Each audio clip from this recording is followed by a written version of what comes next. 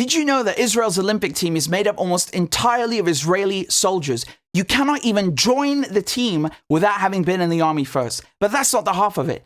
During the last months, Israeli Olympic athletes have done things like signing bombs that were about to be dropped on Gaza, or dedicating their medals to the IDF, saying how they're thinking of the soldiers and praising them and calling them heroes as they are dropping bombs on Gaza. The men's judo team even went on a field trip to an Israeli Air Force base. The women's judo team also visited an Israeli army base.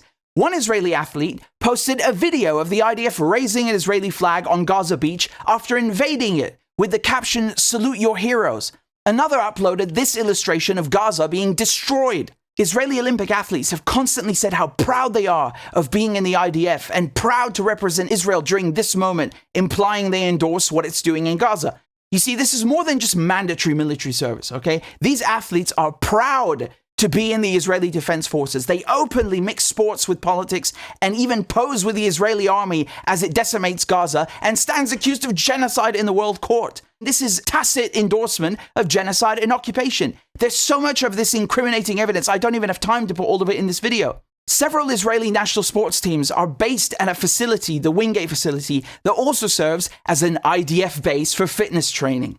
That shows you how much sports and the military are one and the same. The Israeli army even publishes videos like this, explicitly mixing Olympic athleticism with Israeli military service, as if, they're indistinguishable from one another. Even though they don't compete in the Olympics, Israeli football clubs are bound to the Olympic Charter. And yet they give the Israeli army free merchandise and then share photos of the IDF wearing that merchandise while they're in tanks and bulldozers decimating Gaza. They even organize fundraisers and receptions for the IDF. The club's football players will go and visit wounded Israeli soldiers and post obituaries for those killed. One player said, "Erase Gaza." Another said, "Why haven't 200 tons of bombs already been dropped on Gaza?" And what does the Israeli Football Association do to reprimand them? Nothing.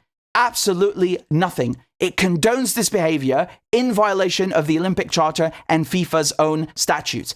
The Palestinians tried to raise these issues at FIFA Congress, but were blocked by FIFA twice. The head of the Israeli army apparently worked around the clock to torpedo these efforts. So I guess it's no wonder that the Israelis consider Infantino, the FIFA president, and the president of UEFA as friends. Now, when the Russians were banned from the Olympics, they were told they could only compete under a neutral flag and were not allowed to be in the army or support the war in Ukraine. But when Israel is decimating Gaza, this condition doesn't apply for some reason, even though the whole damn team are in the army and are posting pro-genocide things.